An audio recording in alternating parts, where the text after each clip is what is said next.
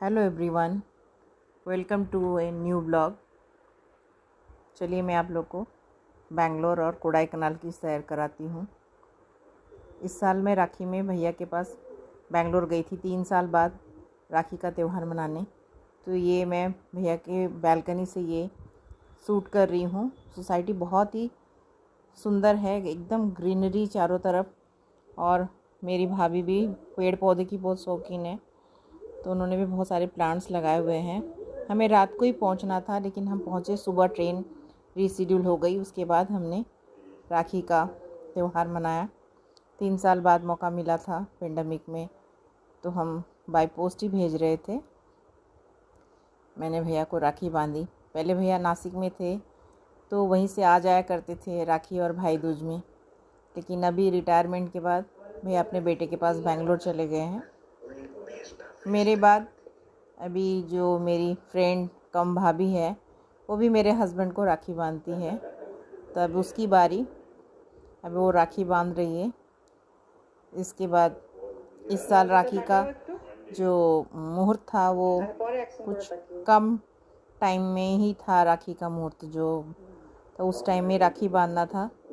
उसके बाद फिर खाना पीना, फिर हम थोड़ी देर रेस्ट करने के बाद सोसाइटी की चक्कर काटने के लिए नीचे उतरे। तो बहुत ही सुंदर मनोरम दृश्य है। चारों तरफ नीचे सीनियर सिटीजन्स के बैठने के लिए जगह बनी हुई है, स्विमिंग पूल है, बच्चों को खेलने के लिए भी बहुत बढ़िया जगह बना हुआ है। लोग वॉक कर रहे हैं, बच्चे खेल। मौसम भी बेंगलोर का इतना मस्त है, बहुत ही सुहाना मौसम है।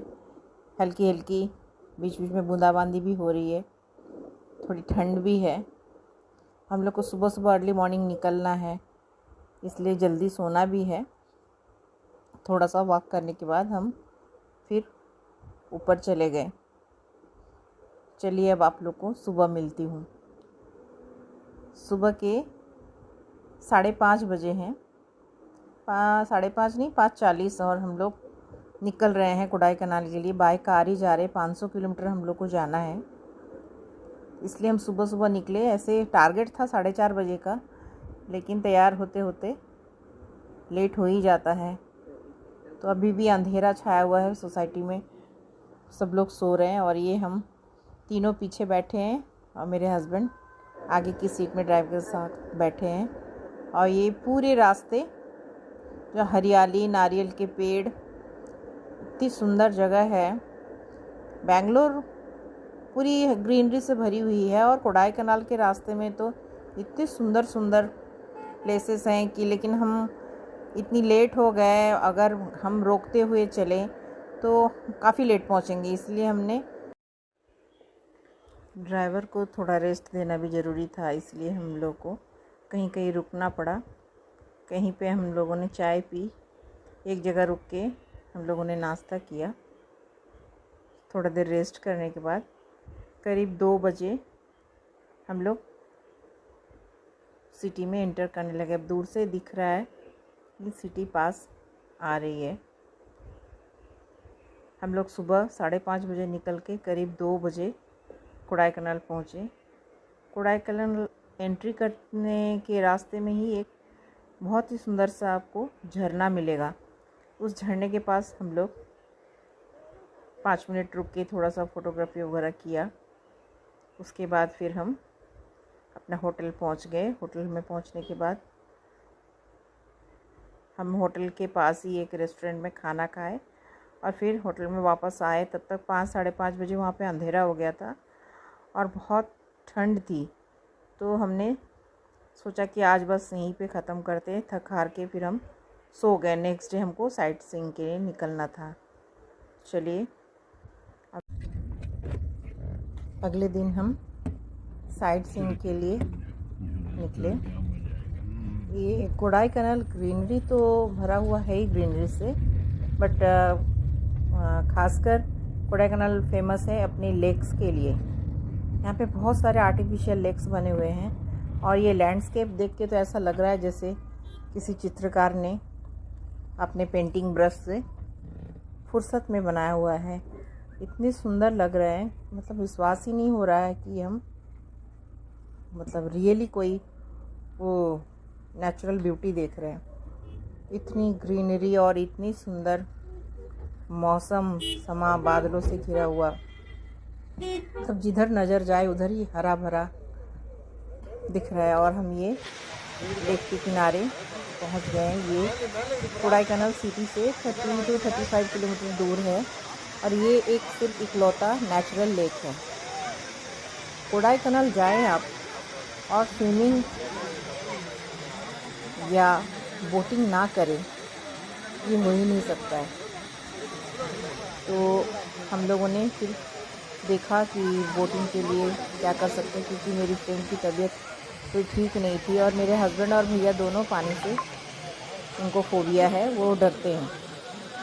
लेकिन हम लोगों ने तय किया कि नहीं, हम जब आए हैं तो हम बोटिंग ज़रूर करेंगे।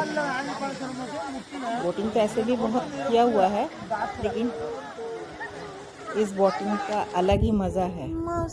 और मेरे दिमाग में तो ऐसे ऐसे गाने आ रहे थे।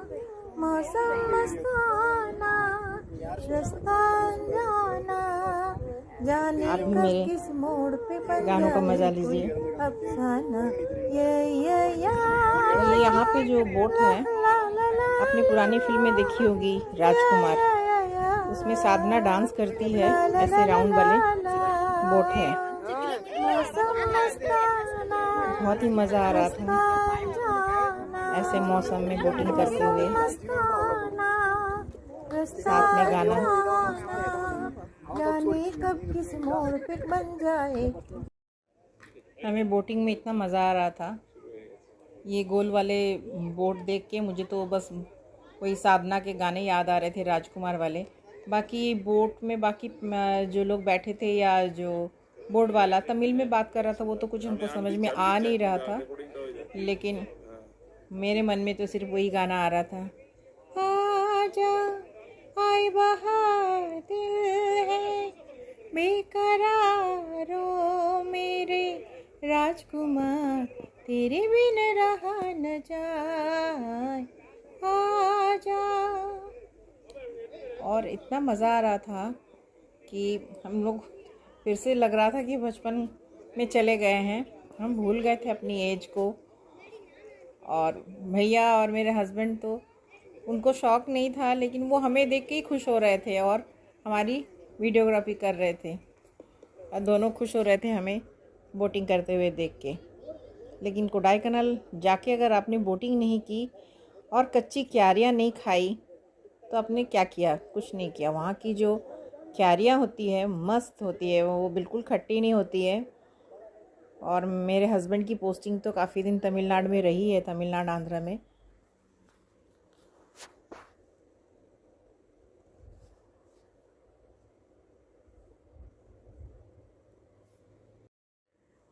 अगले दिन सुबह ब्रेकफास्ट के बाद अब हमें बेंगलोर वापस लौटना था, क्योंकि अगले दिन फिर 15 अगस्त की सेलिब्रेशन, उसकी तैयारी करनी थी।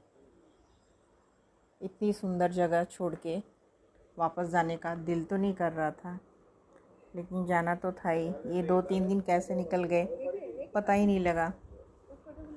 और इतनी फ़ोटोज़, इतनी वीडियोज़, कौन सा रखूँ कौन सा डिलीट करूँ समझ में ही नहीं आ रहा था। मतलब एक एक जो क्षण है ना, लग रहा था कि उसको कैसे मैं छोड़ दूँ। तो पूरा जो कैमरा मेरा भर गया है वीडियोज़ से। और यहाँ पे नेटवर्क इशू बहुत है कोडाईकनाल में, इसलिए मैं एडिट का काम नहीं कर पा रही हूँ। तो सारे वीडियोज़ मैं मुंबई पहुँच के ही एडिट कर पाऊँगी। नेक्स्ट डे सुबह सेलिब्रेशन था, हम रात को बहुत लेट पहुँचे। उसके बाद सुबह सुबह भैया की सोसाइटी में ये 75th स्वाधीनता दिवस सेलिब्रेशन चल रहा था।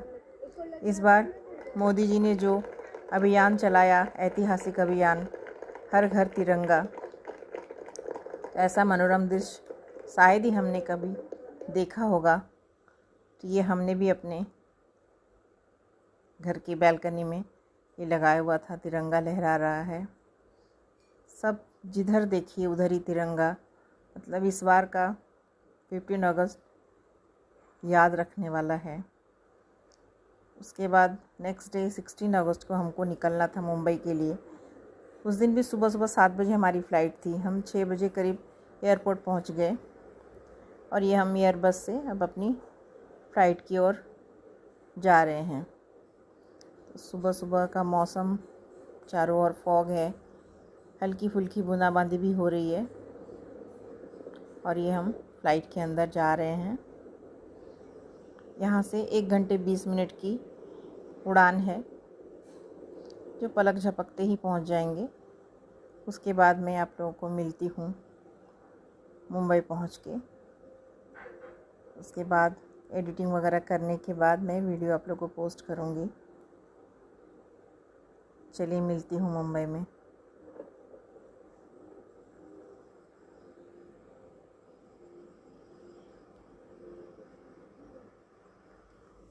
आशा करती हूँ आज का वीडियो आप लोग को अच्छा लगा होगा।